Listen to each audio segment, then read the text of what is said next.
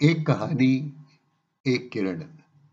आज की कहानी है जीवन रस। कहते हैं एक राजा का बड़ा प्रसिद्ध हाथी था। पूरा जीवन राजा की सेवा की, पूरे राज्य का बहुत प्रिय था और था भी बहुत बुद्धिमान। बड़ी बड़ी ऐतिहासिक घटनाएं जुड़ी थी उसके जीवन के साथ।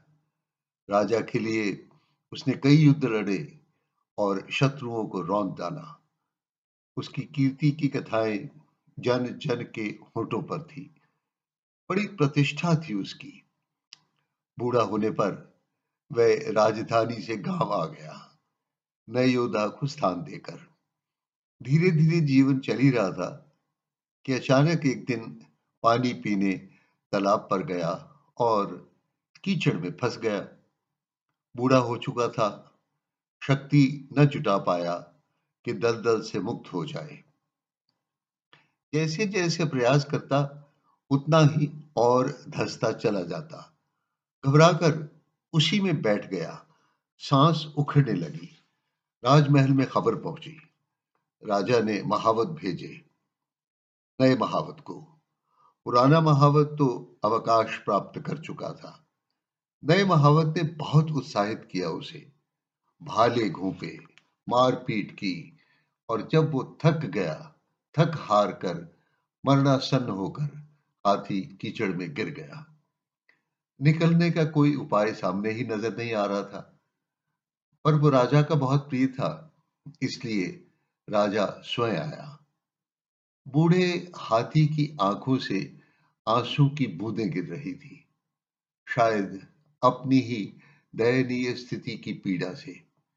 कहां दुश्मनों पर आंधी के वेग से चढ़ जाता, तीखे कीलों से भरे द्वार को एक टक्कर में तोड़ देता, और कहां कीचड़ में पराजित पड़ा था। राजा का मन भी भर आया। फिर उसे अचानक पुराने महावत का ख्याल आया, जो पूरे जीवन उसके अंग संग रहा था, जिसके साथ उसके कई दुख सुख साझे थे, जो मार्गदर्शन रहा था बहुत सी कठिन परिस्थितियों में।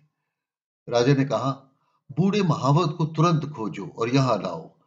जिंदगी भर का साथ रहा है, अंतिम समय को शायद वो सुखमय कर दे।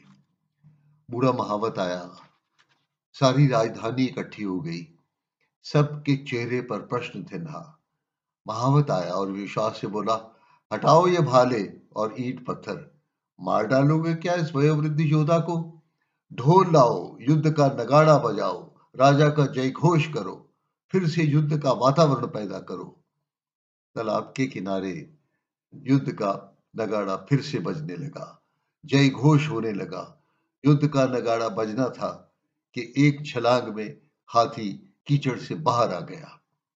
उस क्षण वह भूल गया कि मैं बूढ़ा हो गया हूं, मैं शिथिल और क्षीण हो गया हूं। जीवन का बंधन भी कुछ ऐसा ही है। पूरा जीवन बीत सकता है एक साल सी दिनचर्या को जीते हुए। कीचड़ में फंसा हुआ वह योद्धा धीरे धीरे मर रहा था, पर अचानक रणभेरी सुनकर साहस को एकत्र कर परमात्मा की राह पर अग्रसर हो गया। जब युद्ध का नगाड़ा बजता है तो शूरवीरों की रगों में रक्त ऐसे गतिशील होता है जैसे चलते हुए दिए में ज्योति। चिंता नहीं परिणाम क्या होगा, एकाग्रता है तो लक्ष्य की प्राप्ति और सफलता की ओर बढ़ने में कोई अवरोधक नहीं हो सकता। इसी तरह जीवन भर मंत्रों की ध्वनि, कीर्तन के शब्द, शास्त्रों के वाक्य जीवन संगीत में ढलते रहने चाहिए, और जब संगीत आह्वान बन जाए तो साहस के साथ पथ चुनकर आगे बढ़ना है। संन्यास ऐसी ही प्रक्रिया है, रणभेरी की प्रक्रिया की तरह। जैसे पतंगा उतर आए जलती हुई ज्योति की शिखा में, फिर उस ज्योति में भस्म होता है अहंकार, जल उठता है मिथ्या, प्रतिबिंब निखर कर टूट जाता है, उभरता है शाश्वत आत्म स्वरूप, जो अंश है उस निराकार का, उस निर्विकार का, उस निर्भय का, उस ओंकार का।